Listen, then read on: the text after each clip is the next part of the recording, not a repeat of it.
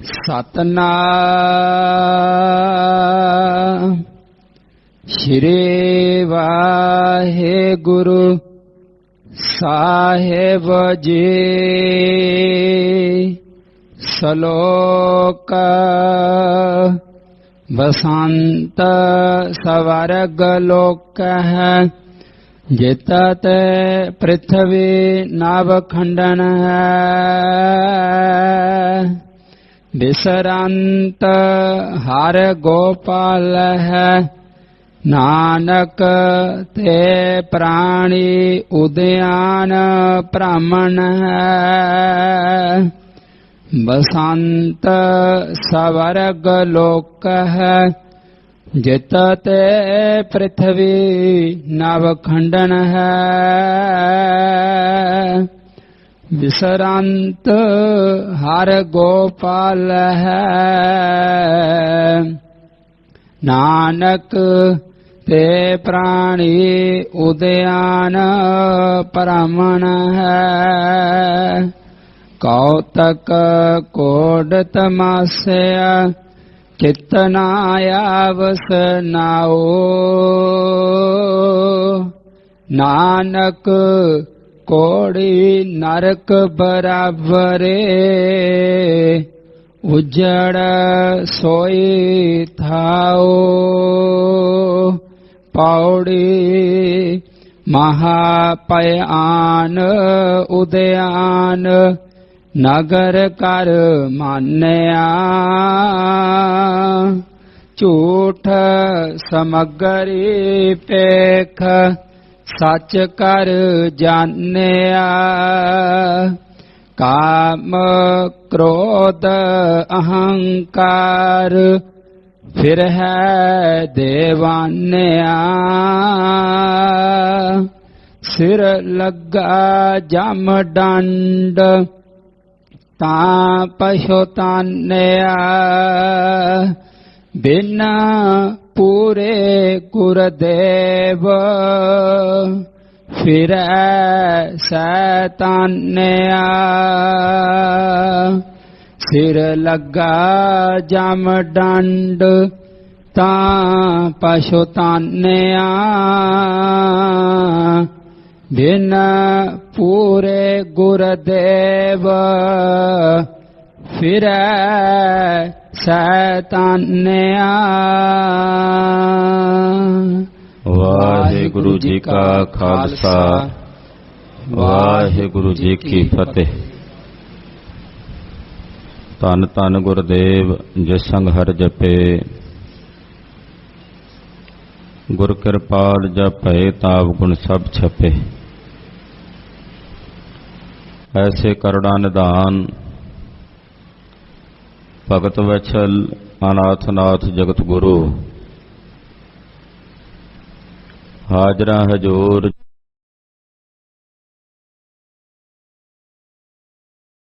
जगदी जोत सतगुरु श्री गुरु ग्रंथ साहिब जी महाराज जी की पवित्र पावन हजूरी च अमृत वेले तो हाजरियां भर रही गुरु की साजी और नवाजी हुई। गुरु का खास रूप गुरु खालसा साध संगत जीओ धनता दे पात्र हो। अमृत वेले तो गुरु चरना च जुड़ के अपने जीवन दीयां घड़ियां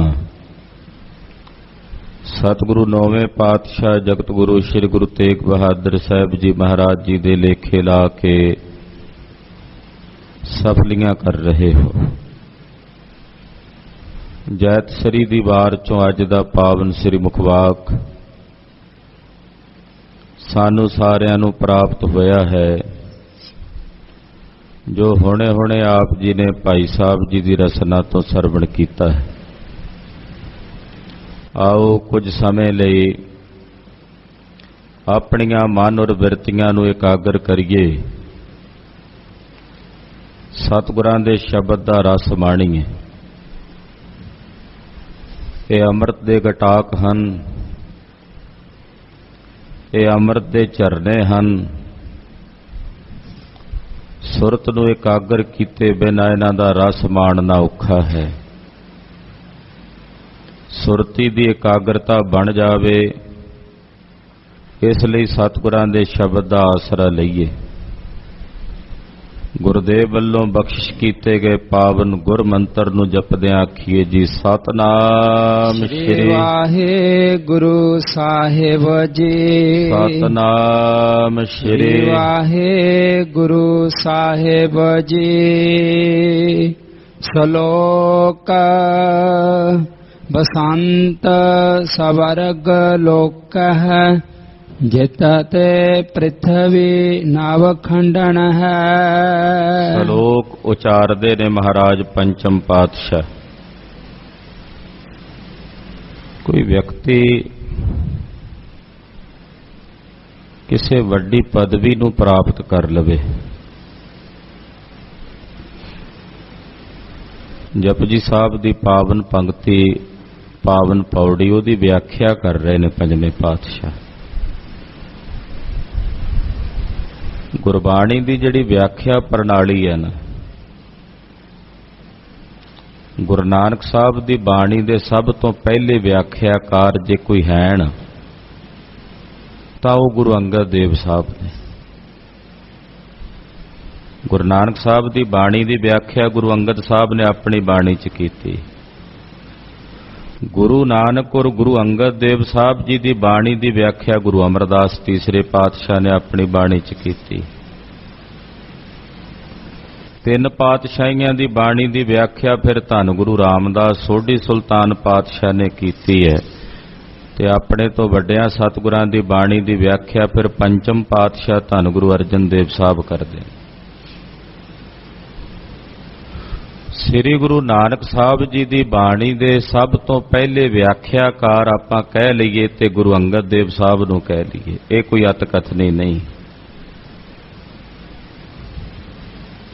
ਦੂਸਰੀ ਵਿਆਖਿਆ ਪ੍ਰਣਾਲੀ ਸਿੱਖ ਪਰੰਪਰਾਗਤ ਤਰੀਕੇ ਨਾਲ ਜਦੋਂ ਚੱਲਦੀ ਹੈ, ਪਹਿਲਾ ਸਿੱਖ ਜੇ ਕੋਈ ਗੁਰਬਾਣੀ ਦਾ ਵਿਆਖਿਆਕਾਰ ਕਹੀਏ ਤਾਂ ਉਹ ਫਿਰ ਭਾਈ ਗੁਰਦਾਸ ਜੀ ਹਨ। ਭਾਈ ਗੁਰਦਾਸ ਜੀ ਨੇ ਗੁਰਬਾਣੀ ਦੀ ਵਿਆਖਿਆ ਕੀਤੀ। ਫਿਰ ਬਾਬੇ ਪ੍ਰਿਥੀ ਚੰਦ ਦੇ ਪੁੱਤਰ ਸੋਢੀ ਮਿਹਰਬਾਨ ਨੇ ਬਹੁਤ ਸਾਰੇ ਗੁਰਬਾਣੀ ਦੇ ਸ਼ਬਦਾਂ ਦੀ ਵਿਆਖਿਆ ਬਾਬਾ ਮਿਹਰਬਾਨ ਜੀ ਨੇ ਵੀ ਕੀਤੀ, ਔਰ ਬੜੇ ਸੋਹਣੇ ਢੰਗ ਨਾਲ ਵਿਆਖਿਆ ਕੀਤੀ। ਭਾਵੇਂ ਕਿ ਬਾਬਾ ਪ੍ਰਿਥੀ ਚੰਦ ਗੁਰੂ ਸਾਹਿਬ ਤੋਂ ਬਾਗੀ ਰਿਹਾ, ਪਰ ਬਾਬਾ ਮਿਹਰਬਾਨ ਜੀ ਗੁਰੂ ਅਰਜਨ ਦੇਵ ਸਾਹਿਬ ਦੀ ਗੋਦ 'ਚ ਖੇਡੇ ਸਨ। ਉਹਨਾਂ ਨੂੰ ਗੁਰਬਾਣੀ ਦੀਆਂ ਲੋਰੀਆਂ ਸੁਣਨ ਨੂੰ ਮਿਲੀਆਂ ਸੀ। ਉਹਦਾ ਅਸਰ ਸੀ, ਜਿਸ ਕਰਕੇ ਗੁਰਬਾਣੀ ਦੀ ਵਿਆਖਿਆ ਵਿੱਚ ਬਾਬਾ ਮਿਹਰਬਾਨ ਜੀ ਨੇ ਵੀ ਕਮਾਲ ਕੀਤੀ ਹੈ। ਫਿਰ ਉਸ ਤੋਂ ਅੱਗੇ ਹੋਰ ਵਿਆਖਿਆਕਾਰ ਜਿਹੜੇ ਨੇ ਗੁਰੂ ਘਰ ਦੇ ਵਿੱਚ ਭਾਈ ਮਨੀ ਸਿੰਘ ਸ਼ਹੀਦ ਚੱਲ ਪੈਂਦੇ ਹਨ, ਬਾਬਾ ਦੀਪ ਸਿੰਘ ਸਾਹਿਬ ਹਨ। ਤੋ ਗੁਰੂ ਨਾਨਕ ਸਾਹਿਬ ਜੀ ਦੀ ਬਾਣੀ ਦੀ ਜਿਹੜੀ ਵਿਆਖਿਆ ਹੈ ਨਾ, ਜੇ ਜੁਗ ਚਾਰੇ ਆਰਜਾ ਹੋਰ ਦਸੂਣੀ ਹੋਏ, ਨਵਾਂ ਖੰਡਾਂ ਵਿੱਚ ਜਾਣੀਆਂ ਨਾਲ ਚੱਲੈ ਸਭ ਕੋਏ, ਚੰਗਾ ਨਾਉ ਰਖਾਏ ਕੈ ਜਸ ਕੀਰਤ ਜਗ ਲੇ, ਜੇ ਤਿਸ ਨਦਰ ਨਾ ਆਵੇ ਤਾਂ ਬਾਤ ਨਾ ਪੁੱਛੈ ਕੇ। ਇਹਨਾਂ ਪੰਕਤੀਆਂ ਦੀ ਵਿਆਖਿਆ ਇਸ ਸ਼ਲੋਕ ਵਿੱਚ ਪੰਜਵੇਂ ਪਾਤਸ਼ਾਹ ਗੁਰੂ ਅਰਜਨ ਦੇਵ ਸਾਹਿਬ ਕਰ ਰਹੇ ਨੇ। ਕੋਈ ਏਡੇ ਵੱਡੇ ਰੁਤਬੇ ਤੇ ਚਲਾ ਜਾਵੇ, ਇਤਨੀ ਵੱਡੀ ਪਦਵੀ ਤੇ ਕੋਈ ਪਹੁੰਚ ਜਾਵੇ, ਤਾਂ ਉਸ ਰੁਤਬੇ ਤੇ ਉਸ ਪਦਵੀ ਤੇ ਪਹੁੰਚਣ ਤੋਂ ਬਾਅਦ ਜੇ ਉਹਦੇ ਹਿਰਦੇ ਚੋਂ ਪਰਮੇਸ਼ਰ ਦੀ ਯਾਦ ਵਿਸਰੀ ਹੋਈ ਹੈ ਤਾਂ ਉਹ ਕੱਖ ਵੀ ਨਹੀਂ, ਉਹ ਕੱਖ ਵੀ ਨਹੀਂ। ਇਹ ਦੱਸ ਰਹੇ ਨੇ ਮਹਾਰਾਜ। ਬਸੰਤ ਸਵਰਗ ਲੋਕਹਿ। ਬਸੰਤ, ਬਸੰਤ ਦਾ ਮਤਲਬ ਹੁੰਦਾ ਵਸਣਾ। ਸ੍ਰੀ ਗੁਰੂ ਗ੍ਰੰਥ ਸਾਹਿਬ ਵਿੱਚ ਰਾਗ ਵੀ ਹੈ ਬਸੰਤ। ਇੱਥੇ ਬਸੰਤ ਦਾ ਮਤਲਬ ਹੈ ਵਸ ਜਾਣਾ। ਕਿੱਥੇ ਵਸ ਜਾਣਾ? ਸਵਰਗ ਲੋਕ ਵਿੱਚ। ਬਸੰਤ ਸਵਰਗ ਲੋਕਹਿ। ਅੱਖਰੀ ਅਰਥ ਆਪਾਂ ਕਰੀਏ ਤੇ ਫਿਰ ਉਹ ਯਾਦ ਰਹਿ ਜਾਂਦੇ ਆ ਸ਼ਬਦ ਦੀਆਂ ਪੰਕਤੀਆਂ ਦੇ, ਨਹੀਂ ਤਾਂ ਭੁੱਲ ਜਾਂਦੇ। ਇਸ ਕਰਕੇ ਸਰਲ ਸ਼ਬਦਾਂ ਵਿੱਚ ਯਤਨ ਕਰਦੇ ਆ ਵਿਚਾਰਨ ਦਾ ਕਿ ਬਸੰਤ ਸਵਰਗ ਲੋਕਹਿ। ਜੇ ਕੋਈ ਵਿਅਕਤੀ ਏਡੇ ਵੱਡੇ ਰੁਤਬੇ ਤੇ ਪਹੁੰਚ ਜਾਏ ਕਿ ਉਹ ਸਵਰਗ ਲੋਕ ਵਿੱਚ ਜਾ ਕੇ ਵਸ ਜਾਵੇ। ਹਾਲਾਂਕਿ ਸਵਰਗ ਵਿੱਚ ਵਸਣ ਵਾਸਤੇ ਬੜੇ ਪੁੰਨ ਕਰਮ ਚਾਹੀਦੇ ਨੇ, ਪਰ ਬੜੇ ਬੜੇ ਜੇਤੂ ਰਾਜੇ ਹੋਏ ਨੇ ਜਿਨ੍ਹਾਂ ਨੇ ਸਵਰਗ ਜਿੱਤਿਆ। ਰਾਵਣ ਦਾ ਲੜਕਾ ਸੀ ਇੰਦਰਜੀਤ, ਉਹਨੇ ਇੰਦਰ ਨੂੰ ਜਿੱਤ ਲਿਆ। ਇੰਦਰ ਨੂੰ ਜਿੱਤਣੇ ਕਰਕੇ ਉਹਦਾ ਨਾਮ ਪਿਆ ਸੀ ਇੰਦਰਜੀਤ। ਉਹਨੇ ਸਵਰਗ ਵਿੱਚ ਜਾ ਕੇ ਆਪਣਾ ਨਿਵਾਸ ਕੀਤਾ। ਬੜੇ ਬੜੇ ਧਰਮੀ ਰਾਜੇ ਵੀ ਹੋਏ ਨੇ ਜਿਨ੍ਹਾਂ ਨੇ ਸਵਰਗ ਦੇ ਵਿੱਚ ਜਾ ਕੇ ਇੰਦਰ ਦੀ ਪਦਵੀ ਨੂੰ ਪ੍ਰਾਪਤ ਕੀਤਾ। ਤੋ ਐਸਾ ਸੰਭਵ ਹੈ, ਐਸਾ ਨਹੀਂ ਕਿ ਇੱਥੇ ਮਹਾਰਾਜ ਜੀ ਜੋ ਕਹਿ ਰਹੇ ਨੇ ਵੀ ਇਹ ਅਸੰਭਵ ਹੈ, ਹੋ ਨਹੀਂ ਸਕਦਾ, ਇਹ ਸੰਭਵ ਹੈ। ਕਿਉਂਕਿ ਗੁਰਬਾਣੀ ਵਿੱਚ ਮੇਰੇ ਸਤਿਗੁਰਾਂ ਨੇ ਆਤੀ ਉਕਤੀ ਅਲੰਕਾਰ ਦੀ ਵਰਤੋਂ ਨਹੀਂ ਕੀਤੀ। ਅਤੀ ਉਕਤੀ ਅਲੰਕਾਰ ਜਿਵੇਂ ਕਵਿਤਾ ਵਿੱਚ ਕਵੀ ਵਰਤ ਲੈਂਦੇ ਆ ਨਾ, ਪਾਤਸ਼ਾਹ ਨੇ ਗੁਰਬਾਣੀ ਵਿੱਚ ਉਹਦੀ ਵਰਤੋਂ ਨਹੀਂ ਕੀਤੀ। ਜੋ ਹੈ ਉਹ ਬਿਆਨ ਕੀਤਾ, ਜੋ ਹੋ ਸਕਦਾ ਹੈ ਉਹ ਸਤਿਗੁਰਾਂ ਜੀ ਨੇ ਕਿਹਾ।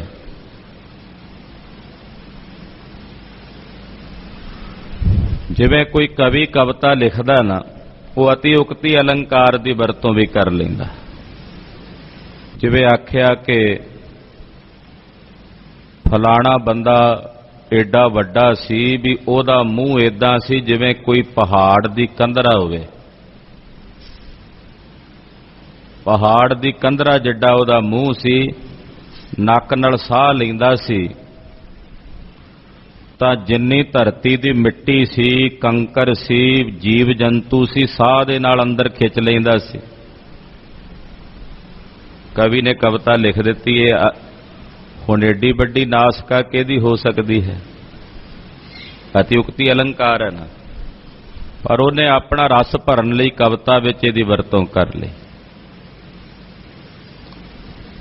ਸਤਿਗੁਰੂ ਜੀ ਨੇ ਗੁਰਬਾਣੀ ਵਿੱਚ ਉਹ ਵਰਤੋਂ ਕੀਤੀ ਹੈ ਜੋ ਹੈ, ਜੋ ਨਹੀਂ ਹੈ ਉਹਦੇ ਬਾਰੇ ਪਾਤਸ਼ਾਹ ਨੇ ਜ਼ਿਕਰ ਨਹੀਂ ਕੀਤਾ। ਤੋ ਬਸੰਤ ਸਵਰਗ ਲੋਕ ਹੈ, ਵਸ ਸਕਦੇ ਨੇ ਸਵਰਗ ਲੋਕ ਵਿੱਚ। ਅੱਜ ਵੀ ਕੋਈ ਪੁੰਨ ਕਰਮਾਂ ਦੀ ਬਹੁਲਤਾ ਦੇ ਵਿੱਚ ਪ੍ਰਵਿਰਤ ਹੋ ਕੇ ਸਹਿਕਾਮੀ ਹੋ ਕੇ ਮਰਦਾ ਤਾਂ ਸਵਰਗ ਵਿੱਚ ਜਾਂਦਾ, ਇੰਦਰ ਪਦਵੀ ਨੂੰ ਪ੍ਰਾਪਤ ਹੋ ਸਕਦਾ। ਪਰ ਗੁਰੂ ਕਾ ਸਿੱਖ ਸਵਰਗ ਤੇ ਨਰਕ ਦੋਨਾਂ ਤੋਂ ਰਹਿਤ ਹੋ ਕੇ ਆਪਣੇ ਨਿਰੰਕਾਰ ਦੇ ਚਰਨਾਂ ਦੀ ਮੌਜ ਨੂੰ, ਆਨੰਦ ਨੂੰ ਮਾਣਦਾ। ਉਹਨੂੰ ਸਵਰਗ ਦੀ ਕਾਂਖਾ ਨਹੀਂ ਹੈ।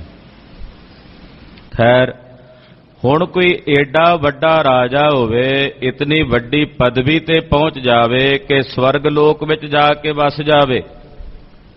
ਜਿੱਤਤੇ ਪ੍ਰਿਥਵੀ ਨਵ ਖੰਡਣ ਹੈ। ਇੱਕ ਖੰਡ ਜਿੱਤਣ ਦੀ ਗੱਲ ਨਹੀਂ ਵੀ ਕੱਲਾ ਭਾਰਤ ਖੰਡ ਹੀ ਜਿੱਤੇ। ਕਹਿੰਦੇ 9 ਖੰਡ ਪ੍ਰਿਥਵੀ ਹੈ, ਸਾਰੀ ਨੂੰ ਜਿੱਤ ਲਵੇ।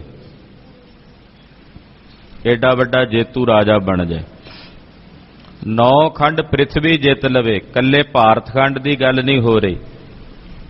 ਕੁਰੂ ਖੰਡ, ਹੁਰੂ ਖੰਡ, ਕੇਤ ਖੰਡ, ਕਿੰਨੇ ਖੰਡ ਨੇ? 9 ਖੰਡ ਨੇ। 9 ਦੇ 9 ਖੰਡਾਂ ਨੂੰ ਕੋਈ ਜਿੱਤ ਲਵੇ, ਨਵ ਖੰਡਣ ਹੈ। ਏਡਾ ਵੱਡਾ ਰਾਜਾ ਹੋਵੇ, ਏਡਾ ਵੱਡਾ ਜੇਤੂ ਹੋਵੇ ਤੇ 9 ਖੰਡਾਂ ਨੂੰ ਜਿੱਤਣ ਤੋਂ ਬਾਅਦ ਬਸੰਤ ਸਵਰਗ ਲੋਕ ਹੈ। ਸਵਰਗ ਲੋਕ ਦੇ ਵਿੱਚ ਉਹ ਆਪਣਾ ਮਹਿਲ ਬਣਾ ਕੇ ਵਸੇ। ਬਿਸਰੰਤ ਹਰ ਗੋਪਾਲ ਹੈ, ਨਾਨਕ ਤੇ ਪ੍ਰਾਣੀ ਉਦਿਆਨ ਭਰਮਨ ਹੈ। ਪਾਤਸ਼ਾਹ ਕਹਿੰਦੇ ਜੇ ਉਹਦੇ ਹਿਰਦੇ ਚੋਂ ਹਰੀ ਗੋਪਾਲ ਵਿਸਰਿਆ ਹੋਇਆ ਨਾ, ਤੇ ਭਾਵੇਂ ਇਤਨੀ ਵੱਡੀ ਪਦਵੀ ਤੇ ਪਹੁੰਚ ਗਿਆ, ਪਾਤਸ਼ਾਹ ਕਹਿੰਦੇ ਸਾਡੇ ਭਾ ਦਾ ਤਾਂ ਉਹ ਉਦਿਆਨ 'ਚ ਜੰਗਲ ਦੇ ਵਿੱਚ ਹੀ ਵਸ ਰਿਹਾ। ਉਹ ਕੋਈ ਸਵਰਗ ਲੋਕ ਨਹੀਂ ਜਿੱਥੇ ਉਹ ਰਹਿ ਰਿਹਾ। ਕਹਿੰਦੇ ਸਾਡੇ ਭਾ ਦਾ ਤਾਂ ਉਜਾੜ ਦੇ ਵਿੱਚ ਹੀ, ਬੀਆਬਾਨ ਵਿੱਚ ਹੀ ਭਟਕਦਾ ਫਿਰਦਾ, ਜੇ ਉਹਦੇ ਹਿਰਦੇ 'ਚੋਂ ਹਰੀ ਵਿਸਰਿਆ ਹੋਇਆ। ਭਾਵੇਂ ਸਵਰਗ ਲੋਕ 'ਚ ਵਸ ਰਿਹਾ ਹੋਵੇ, 9 ਖੰਡ ਪ੍ਰਿਥਵੀ ਉਹਨੇ ਜਿੱਤ ਲਈ ਹੋਵੇ, ਪਰ ਜੇ ਉਹਦੇ ਹਿਰਦੇ ਵਿੱਚੋਂ ਹਰੀ ਗੋਪਾਲ ਵਾਹਿਗੁਰੂ ਪਾਰ ਬ੍ਰਹਮ ਪਰਮੇਸ਼ਰ ਵਿਸਰਿਆ ਹੋਇਆ, ਤਾਂ ਫਿਰ ਇਹੋ ਜਿਹਾ ਮਨੁੱਖ, ਇਹੋ ਜਿਹਾ ਜੀਵ, ਪਾਤਸ਼ਾਹ ਕਹਿੰਦੇ ਉਹ ਜੰਗਲ ਦੇ ਵਿੱਚ ਭਰਮ ਰਿਹਾ, ਬੀਆਬਾਨ ਤੇ ਉਜਾੜ ਦੇ ਵਿੱਚ ਭਰਮ ਰਿਹਾ। ਕੌਤਕ ਕੋਡ ਤਮਾਸਿਆ ਚਿੱਤ ਨਾ ਆਵਸ ਨਾਉ। ਕਹਿੰਦੇ ਫਿਰ ਕਈ ਤਰ੍ਹਾਂ ਦੇ ਕੌਤਕਾਂ ਨੂੰ ਵੇਖਦਾ ਹੋਵੇ, ਰੰਗ ਤਮਾਸ਼ਿਆਂ ਨੂੰ ਤੱਕਦਾ ਹੋਵੇ, ਮਨੋਰੰਜਨ ਦੇ ਸਾਧਨਾਂ ਨੂੰ ਮਾਣਦਾ ਹੋਵੇ, ਐਸ਼ੋ ਇਸ਼ਰਤ ਦੇ ਸਾਰੇ ਸਾਧਨ ਹੋਣ ਕੋਲ, ਤੇ ਜੇ ਉਹਨੂੰ ਰੱਬ ਚੇਤੇ ਨਹੀਂ ਨਾ ਆਉਂਦਾ, ਰਾਜ ਪਦਵੀ ਤੇ ਬੈਠਾ ਐਸ਼ੋ ਇਸ਼ਰਤ ਦੇ ਸਾਰੇ ਸਾਧਨਾਂ ਨੂੰ ਮਾਣਦਾ ਹੈ, ਕਈ ਤਰ੍ਹਾਂ ਦੇ ਤਮਾਸ਼ੇ ਤੱਕਦਾ, ਕਈ ਤਰ੍ਹਾਂ ਦੇ ਰੰਗ ਵੇਖਦਾ, ਪਰ ਜੇ ਉਹਦੇ ਹਿਰਦੇ ਵਿੱਚ ਪਰਮੇਸ਼ਰ ਦੀ ਯਾਦ ਨਹੀਂ ਹੈ, ਜੇ ਉਹਨੂੰ ਅਕਾਲ ਪੁਰਖ ਪਰਮੇਸ਼ਰ ਚੇਤੇ ਨਹੀਂ ਆਉਂਦਾ, ਨਾਨਕ ਕੋੜੀ ਨਰਕ ਬਰਾਬਰੇ ਉਜੜ ਸੋਈ ਥਾਓ। ਇਹ ਦੋ ਅਰਥ ਕੀਤੇ ਆ ਮਹਾਂਪੁਰਸ਼ਾਂ ਨੇ। ਕੋੜੀ ਥੋੜਾ ਜਿਹਾ ਖਿੱਚ ਕੇ ਭਰਵਾਂ ਬੋਲਣ ਨਾਲ ਉਹਦਾ ਅਰਥ ਹੋ ਜਾਏਗਾ ਵੀ ਜਿਵੇਂ ਕੋੜੀ ਦੁੱਖ ਭੋਗਦਾ ਨਾ, ਏਦਾਂ ਕੋੜੀ ਕੁਸ਼ਟ ਦੇ ਦੁੱਖ ਵਾਂਗੂ ਉਹਦੀ ਜ਼ਿੰਦਗੀ ਹੈ, ਉਹ ਦੁਖੀ ਹੈ, ਭਾਵੇਂ ਸਾਰੇ ਐਸ਼ੋ ਇਸ਼ਰਤ ਦੇ ਸਾਧਨ ਪਿਆ ਮਾਣਦਾ, ਜੇ ਉਹਦੇ ਹਿਰਦੇ ਚੋਂ ਪਰਮੇਸ਼ਰ ਦੀ ਯਾਦ ਵਿਸਰੀ ਹੋਈ ਹੈ ਨਾ, ਅਕਾਲ ਪੁਰਖ ਉਹਨੂੰ ਭੁੱਲਿਆ ਹੋਇਆ, ਤਾਂ ਕੋੜੀਆਂ ਵਾਲੀ ਜ਼ਿੰਦਗੀ ਹੈ ਉਹਦੀ। ਕਾਹਦੀ ਜ਼ਿੰਦਗੀ? ਦੂਜਾ, ਜਦੋਂ ਪੋਲਾ ਪਾਠ ਕਰਾਂਗੇ ਕੋੜੀ, ਉੱਥੇ ਅਰਥ ਹੋਵੇਗਾ ਕਰੋੜਾਂ, ਕਰੋੜਾਂ ਨਰਕਾਂ ਦੇ ਬਰਾਬਰ ਉਹਦੀ ਜ਼ਿੰਦਗੀ ਹੈ। ਨਾਨਕ ਕੋੜੀ ਨਰਕ ਬਰਾਬਰ, ਕਰੋੜਾਂ ਨਰਕਾਂ ਦੇ ਬਰਾਬਰ ਉਹਦੀ ਜ਼ਿੰਦਗੀ ਹੈ, ਔਰ ਉਹ ਜਿੱਥੇ ਰਹਿ ਰਿਹਾ ਉਹ ਥਾਂ ਉਜਾੜ ਹੈ, ਬੀਆਬਾਨ ਹੈ, ਉੱਜੜ ਸੋਈ ਥਾਓ। ਭਾਵੇਂ ਸੋਨੇ ਦੇ ਮਹਿਲ 'ਚ ਕਿਉਂ ਨਾ ਰਹਿੰਦਾ ਹੋਵੇ। ਤੇ ਦੂਜੇ ਪਾਸੇ ਪਾਤਸ਼ਾਹ ਨੇ ਇਹ ਵੀ ਦੱਸਿਆ ਕਿ ਬਸਤਾ ਟੁੱਟੀ ਝੁੰਪੜੀ ਚੀਰ ਸਭ ਛਿੰਨਾ, ਜਾਤ ਨਾ ਪਤ ਨਾ ਆਦਰੋ ਉਦਿਆਨ ਪਰਮਿੰਨਾ, ਮਿੱਤਰ ਨਾ ਇਠ ਧਨ ਰੂਪਹੀਣ ਕਿਛ ਸਾਕ ਨਾ ਸਿੰਨਾ, ਰਾਜਾ ਸਗਲੀ ਸ੍ਰਿਸ਼ਟ ਕਾ ਹਰ ਨਾਮ ਮਨ ਪਿੰਨਾ। ਜੇ ਰੱਬ ਦੇ ਰੰਗ ਦੇ ਵਿੱਚ ਰੰਗਿਆ ਹੋਇਆ ਤੇ ਫਿਰ ਕੱਖਾਂ ਦੀ ਕੁੱਲੀ ਵਿੱਚ ਵਸਦਾ ਹੋਇਆ ਵੀ ਰਾਜ ਹੈ, ਤੇ ਜੇ ਪਰਮੇਸ਼ਰ ਦਾ ਨਾਮ ਇਹਦੇ ਦਿਲੋਂ ਵਿਸਰਿਆ ਹੋਇਆ ਤੇ ਫਿਰ ਸੋਨੇ ਦੇ ਮਹੱਲਾਂ 'ਚ ਤਾਂ ਕੀ ਸਵਰਗ 'ਚ ਕਿਉਂ ਨਾ ਵਸਦਾ ਹੋਵੇ, ਕਰੋੜਾਂ ਨਰਕਾਂ ਦੇ ਬਰਾਬਰ ਉਹਦੀ ਜ਼ਿੰਦਗੀ ਹੈ, ਔਰ ਉਹ ਜਿੱਥੇ ਰਹਿ ਰਿਹਾ ਉਜਾੜ ਹੈ, ਬੀਆਬਾਨ ਹੈ। ਕਿਸੇ ਨੇ ਆਖਿਆ ਕਬੀਰ ਜੀ ਚਲੋ ਚੱਲੀਏ, ਮੇਲਾ ਲੱਗਾ ਹੋਇਆ। ਕਹਿੰਦੇ ਚਲੋ ਭਾਈ। ਮੇਲੇ ਦਾ ਮਤਲਬ ਹੁੰਦਾ ਜਿੱਥੇ ਮਨ ਮਿਲਿਆਂ ਵਾਲੇ ਲੋਕ ਹੋਣ, ਜਿੱਥੇ ਸੁਰਤੀਆਂ ਤੇ ਖਿਆਲਾਤ ਮਿਲਦੇ ਹੋਣ, ਉਹਨੂੰ ਮੇਲਾ ਕਹਿੰਦੇ ਆ। ਜਦੋਂ ਗਏ ਤੇ ਉੱਥੇ ਲੋਕ, ਕਿਤੇ ਕੋਈ ਨੱਚ ਰਿਹਾ, ਕਿਤੇ ਕੋਈ ਟੱਪ ਰਿਹਾ, ਕਈ ਤਰ੍ਹਾਂ ਦੇ ਰੰਗ ਹਾਵ ਭਾਵ ਮੇਲਿਆਂ ਵਿੱਚ ਬਣਿਆਂ ਨੂੰ ਵੇਖ ਕੇ ਕਬੀਰ ਜੀ ਮਹਾਰਾਜ ਜੀ ਕਹਿਣ ਲੱਗੇ ਤਾਂ ਉਜਾੜ ਹੈ। ਇਹ ਕਾਹਦਾ ਮੇਲਾ? ਇਹ ਤਾਂ ਉਜਾੜ ਹੈ। ਕਹਿਣ ਲੱਗੇ ਜੀ ਮੇਲਾ, ਕਹਿੰਦੇ ਨਹੀਂ ਇਹ ਤਾਂ ਉਜਾੜ ਹੈ। ਆਓ ਤੁਹਾਨੂੰ ਲੈ ਚੱਲੀਏ ਤੇ ਵਿਖਾਈਏ ਮੇਲਾ ਕਿੱਥੇ ਹੈ। ਲੈ ਟੁਰੇ ਦੋ ਮਹਾਤਮਾ ਬੈਠੇ ਰੱਬ ਦੇ ਰੰਗ ਵਿੱਚ ਰੰਗੇ ਹਰੀ ਦੀ ਚਰਚਾ ਕਰ ਰਹੇ ਨੇ। ਦੋ ਜਣੇ ਨੇ, ਕੋਈ ਉੱਥੇ ਮੇਲੇ ਦੀ ਸ਼ਾਨੋ ਸ਼ੌਕਤ ਬਾਹਰਲੀ ਨਜ਼ਰ ਨਹੀਂ ਆਉਂਦੀ, ਕੋਈ ਉੱਥੇ ਹਲਵਾਈ ਬੈਠਾ ਨਹੀਂ ਦਿਸਦਾ, ਕੋਈ ਜਲੇਬੀਆਂ ਤਲਦਾ ਨਹੀਂ ਨਜ਼ਰ ਆਉਂਦਾ, ਕੋਈ ਉੱਥੇ ਛਿੰਝ ਪਾਉਂਦਾ ਨਜ਼ਰ ਨਹੀਂ ਆਉਂਦਾ, ਕੋਈ ਮੱਲ ਅਖਾੜੇ ਦੇ ਵਿੱਚ ਕੁਸ਼ਤੀ ਪਾਉਂਦਾ ਨਜ਼ਰ ਨਹੀਂ ਆਉਂਦਾ, ਕੋਈ ਬਾਜੀਗਰ ਬਾਜੀ ਪਾਉਂਦਾ ਉੱਥੇ ਨਜ਼ਰ ਨਹੀਂ ਆਉਂਦਾ। ਬਸ ਦੋ ਮਹਾਤਮਾ ਉਜਾੜ ਜੇ ਵਿੱਚ ਬੈਠੇ ਨੇ ਤੇ ਕਬੀਰ ਜੀ ਕਹਿੰਦੇ ਆਹ ਮੇਲਾ ਹੈ। ਇਹ ਰੱਬ ਦੇ ਰੰਗਾਂ ਦੇ ਨਾਲ ਰੰਗੇ ਹੋਏ, ਉਹਦੇ ਵਿੱਚ ਮਿਲੇ ਹੋਏ ਨੇ, ਇਹਨੂੰ ਮੇਲਾ ਕਹਿੰਦੇ ਆ ਭਾਈ। ਜਿੱਥੇ ਤੁਸੀਂ ਲੈ ਗਏ ਸੋ ਉਹ ਤਾਂ ਉਜਾੜ ਹੈ। ਕਹਿਣ ਤੋਂ ਭਾਵ ਜੇ ਤੁਸੀਂ ਲੈ ਗਏ ਸੋ ਯਾਦ ਹੈ ਨਾ, ਉਹ ਥਾਵਾਂ ਵਸਦੀਆਂ ਨੇ, ਉਹ ਜਗ੍ਹਾਵਾਂ ਨੂੰ ਤੁਸੀਂ ਕਹਿ ਸਕਦੇ ਹੋ ਵੀ ਉਹ ਜੋੜ ਮੇਲ ਹੈ। ਤੇ ਜਿੱਥੇ ਰੱਬ ਦੀ ਯਾਦ ਨਹੀਂ, ਤੇ ਭਾਵੇਂ ਸੋਨੇ ਦੇ ਆਸ਼ਿਆਨਿਆਂ 'ਚ ਕਿਉਂ ਨਾ ਰਹਿੰਦਾ ਹੋਵੇ, ਹੀਰੀਆਂ ਅਤੇ ਮੋਤੀਆਂ ਦੀ ਜੜਤ ਨਾਲ ਜੜੇ ਹੋਏ ਪਲੰਘੇ ਤੇ ਕਿਉਂ ਨਾ ਬੈਠਾ ਹੋਵੇ, ਉਸ ਪਲੰਘੇ ਦੇ ਪਾਵੇ ਹਾਥੀ ਦੇ ਦੰਦ ਦੇ ਕਿਉਂ ਨਾ ਬਣੇ ਹੋਣ, ਜੇ ਉਹਦੇ ਤੇ ਬੈਠਾ ਤਾਂ ਪਾਤਸ਼ਾਹ ਕਹਿੰਦੇ ਹਿਰਦੇ 'ਚ ਪਰਮੇਸ਼ਰ ਦੀ ਯਾਦ ਨਹੀਂ, ਤਾਂ ਕਰੋੜਾਂ ਨਰਕਾਂ ਦੇ ਬਰਾਬਰ ਉਹਦੀ ਜ਼ਿੰਦਗੀ ਹੈ। ਸਤਿ ਸ਼੍ਰੀ ਅਕਾਲ। ਨਾਨਕ ਕੋੜੀ ਨਰਕ ਬਰਾਬਰ ਹੈ, ਔਰ ਜਿੱਥੇ ਉਹ ਰਹਿ ਰਿਹਾ ਉਜੜ ਸੋਈ ਥਾਉ, ਉਹ ਥਾਂ ਉਜਾੜ ਹੈ, ਬੀਆਬਾਨ ਹੈ। ਪੌੜੀ ਮਹਾ ਭਿਆਨ ਉਦਿਆਨ ਨਗਰ ਕਰ ਮਾਨਿਆ।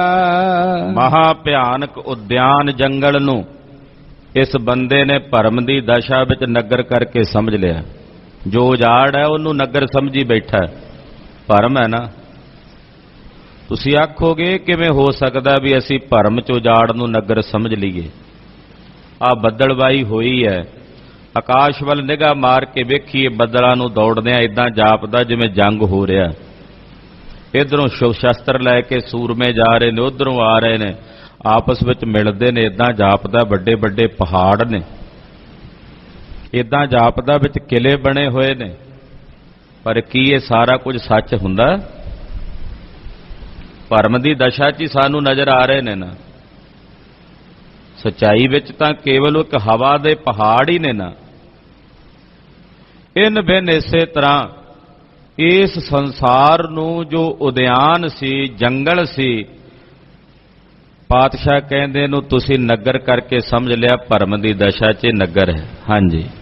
ਝੂਠ ਸਮਗਰੀ ਪੇਖ ਸੱਚ ਕਰ ਜਾਣਿਆ। ਜਿਹੜੀ ਸਮਗਰੀ ਝੂਠੀ ਸੀ, ਨਾਸ਼ਵਾਨ ਸੀ, ਉਹਨੂੰ ਸੱਚ ਕਰਕੇ ਮੰਨ ਲਿਆ ਵੀ ਇਹ ਸੱਚ ਹੈ। ਉਹਨੂੰ ਵੇਖਿਆ ਤੇ ਸੱਚ ਸਮਝ ਲਿਆ। ਜਿਵੇਂ ਕੋਈ ਜਾਦੂਗਰ ਜਾਦੂ ਜਿਹਾ ਵਿਖਾਉਂਦਾ ਹੁੰਦਾ ਹੈ, ਆਪਣੇ ਜਮੂਰੇ ਦੇ ਗਲੇ ਦੇ ਵਿੱਚ ਛੁਰੀ ਵੀ ਮਾਰਦਾ ਹੈ, ਉਹਦੇ ਹਿੱਸੇ ਨੂੰ 2-3 ਹਿੱਸਿਆਂ ਵਿੱਚ ਵੀ ਵੰਡ ਦਿੰਦਾ ਹੈ, ਉਹਨੂੰ ਹਵਾ ਦੇ ਵਿੱਚ ਵੀ ਉਡਾ ਦਿੰਦਾ ਹੈ। ਕਈ ਕੁਝ ਵਿਖਾਉਂਦਾ ਨਾ, ਉਹਨੂੰ ਵੀ ਅਸੀਂ ਸੱਚ ਹੀ ਸਮਝ ਬੈਠਦੇ, ਮੰਨ ਲੈਨੇ ਨਾ ਸੱਚ ਵੀ ਇਹ ਤਾਂ ਸੱਚ ਹੈ। ਝੂਠੀ ਸਮੱਗਰੀ ਨੂੰ ਵੇਖ ਕੇ ਸੱਚ ਕਰਕੇ ਮੰਨ ਲੈਣਾ, ਇਹ ਮਨੁੱਖ ਦੀ ਦਸ਼ਾ ਹੈ। ਔਰ ਬਹੁਤ ਕੁਝ ਐਸਾ ਝੂਠ ਹੈ ਜਿਸ ਨੂੰ ਸੱਚ ਸਮਝ ਲੈਂਦਾ ਬੰਦਾ ਵੀ ਇਹ ਸੱਚ ਹੈ। ਪਾਤਸ਼ਾਹ ਕਹਿੰਦੇ ਜੋ ਝੂਠੀ ਸਮੱਗਰੀ ਸੀ, ਮਨੁੱਖ ਨੇ ਉਹਨੂੰ ਵੇਖਿਆ ਔਰ ਵੇਖ ਕੇ ਉਹਨੂੰ ਭਰਮ ਦੀ ਦਸ਼ਾ 'ਚ ਸੱਚ ਕਰਕੇ ਜਾਣ ਲਿਆ। ਕਾਮ ਕ੍ਰੋਧ ਅਹੰਕਾਰ ਫਿਰ ਹੈ ਦੇਵਾਨਿਆ। ਕਾਮ ਕਰਕੇ, ਕ੍ਰੋਧ ਕਰਕੇ, ਹੰਕਾਰ ਕਰਕੇ, ਲੋਭ ਕਰਕੇ, ਮੋਹ ਕਰਕੇ, ਨਾ ਵਿਕਾਰਾਂ ਕਰਕੇ ਬੰਦਾ ਪਾਗਲ ਹੋਇਆ ਫਿਰਦਾ, ਦੀਵਾਨਿਆ। ਦੀਵਾਨਿਆਂ ਦਾ ਮਤਲਬ ਦਿਵਾਲੀਆ ਹੋਇਆ ਫਿਰਦਾ, ਪਾਗਲ ਹੋਇਆ ਫਿਰਦਾ ਇਹਨਾਂ ਵਿਕਾਰਾਂ ਵਿੱਚ ਖਚਤ ਹੋ ਕੇ। ਕੋਈ ਕਾਮੀ ਮਨੁੱਖ, ਕ੍ਰੋਧੀ ਮਨੁੱਖ, ਹੰਕਾਰੀ ਮਨੁੱਖ, ਲੋਭੀ ਤੇ ਮੋਹ ਦੇ ਹਨੇਰੇ ਵਿੱਚ ਡੁੱਬਿਆ ਹੋਇਆ ਮਨੁੱਖ ਮੇਰੇ ਸਤਿਗੁਰਾਂ ਨੂੰ ਦਿਵਾਲੀਆ ਨਜ਼ਰ ਆਉਂਦਾ।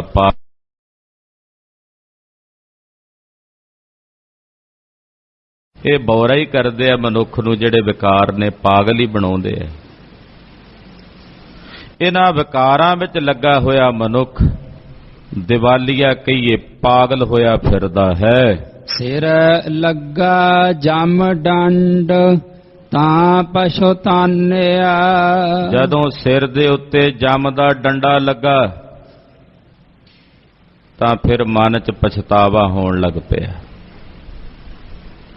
ਓਹੋ, ਮੈਂ ਤਾਂ ਸਾਰੀ ਜ਼ਿੰਦਗੀ ਅਜਾਈਂ ਗਵਾ ਦਿੱਤੀ। ਇਹ ਸਮਝ ਇਹਨੂੰ ਕਦੋਂ ਪੈਂਦੀ ਹੈ? ਜਦੋਂ ਅੰਤਲਾ ਸਾਹ ਆ ਜਾਂਦਾ ਨਾ, ਤੇ ਉਧਰੋਂ ਜਾਮੇ ਦੇ ਸਰੀਰ 'ਚੋਂ ਜਿੰਦ ਕੱਢਦਾ ਕੜਕਾ ਕੇ ਹੱਡਾਂ ਨੂੰ, ਉਦੋਂ ਇਹਨੂੰ ਸਮਝ ਆਉਂਦੀ ਆ ਪਰ ਹੁਣ ਪਛਤਾਏ ਦਾ ਕੋਈ ਫਾਇਦਾ ਨਹੀਂ ਹੋਣਾ। ਹੁਣ ਤਾਂ ਲੰਘ ਗਿਆ ਵੇਲਾ, ਤੇ ਜਿਹੜਾ ਲੰਘ ਗਿਆ ਉਹ ਮੁੜ ਕੇ ਹੱਥ 'ਚ ਨਹੀਂ ਆਉਂਦਾ। ਲੰਘ ਗਿਆ ਨਾ ਮੁੜ ਕੇ ਆਉਂਦਾ, ਇਹ ਠਹਿਰਨ ਜਾਚ ਨਾ ਜਾਣਦਾ, ਕਰ ਸਫਲ ਉਡੰਦਾ ਜਾਵਦਾ। ਇਹ ਸਮਾਂ ਠਹਿਰਨ ਦੀ ਜਾਚ ਹੀ ਨਹੀਂ ਜਾਣਦਾ, ਜੇ ਬੀਤ ਜਾਏ ਮੁੜ ਕੇ ਹੱਥ ਨਹੀਂ ਆਉਂਦਾ। ਜਦੋਂ ਸਿਰ ਦੇ ਉੱਤੇ ਜੰਮ ਦਾ ਡੰਡਾ ਲੱਗਾ ਤਾਂ ਹੁਣ ਕੇਵਲ ਪਛਤਾਉਂਦਾ ਹੈ। ਬਿਨ ਪੂਰੇ ਗੁਰਦੇਵ ਫਿਰੈ ਸੈਤਾਨਿਆ। ਪੂਰੇ ਗੁਰਦੇਵ ਤੋਂ ਬਿਨਾ ਇਹ ਮਨੁੱਖ, ਇਹ ਜੀਵ ਸ਼ੈਤਾਨੀ ਦਾ ਘਰ ਹੈ। ਸ਼ੈਤਾਨੀਆਂ ਕਰਦੀਆਂ। ਸ਼ੈਤਾਨ ਇਸਲਾਮ ਮਤ ਦੇ ਵਿੱਚ ਸ਼ੈਤਾਨ ਉਹਨੂੰ ਕਹਿੰਦੇ ਆ ਜਿਹੜਾ ਸਾਨੂੰ ਬੁਰਾ ਕਰਨ ਨੂੰ ਕਹੇ। ਜਿਹੜਾ ਮਨੁੱਖ ਨੂੰ ਕਹੇ ਵੀ ਤੂੰ ਬੁਰਾ ਕਰਨਾ, ਉਹਨੂੰ ਉਹ ਸ਼ੈਤਾਨ ਕਹਿੰਦੇ ਆ। ਇਹਦਾ ਮਤਲਬ ਸਪਸ਼ਟ ਹੈ ਵੀ ਬੁਰਾਈਆਂ ਕਰਨ ਵਾਲਾ ਮਨੁੱਖ ਹੀ ਸ਼ੈਤਾਨ ਹੁੰਦਾ। ਸੂਈ ਦੀ ਵਾਰ। ਸ਼ੈਤਾਨੀਆਂ ਕਰਨ ਵਾਲਾ ਮਨੁੱਖ ਉਹ ਹੈ ਜਿਹੜਾ ਬੁਰਾਈ ਵਾਲੇ ਪਾਸੇ ਪ੍ਰਵਿਰਤ ਹੋਵੇ, ਬੁਰੇ ਕਰਮਾਂ ਵਿੱਚ ਪ੍ਰਵਿਰਤ ਹੋਵੇ।